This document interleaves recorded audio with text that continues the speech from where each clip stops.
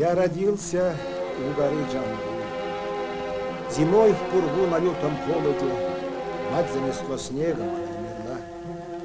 Отец мне дал имя этой горы. Вырос я в бедной урте, спал на земле, на ветру и морозе.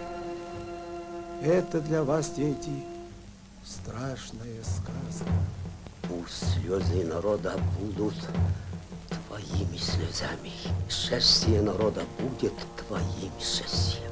Счастье народное баи украли, горы, реки, земли забрали. За каждое слово о восстании Сибирь, тюрьма. В степи поднялась беднота, чабаны, ремесленники против своих угнетателей. Восстание подавлено, без того много горя. Отпустите его.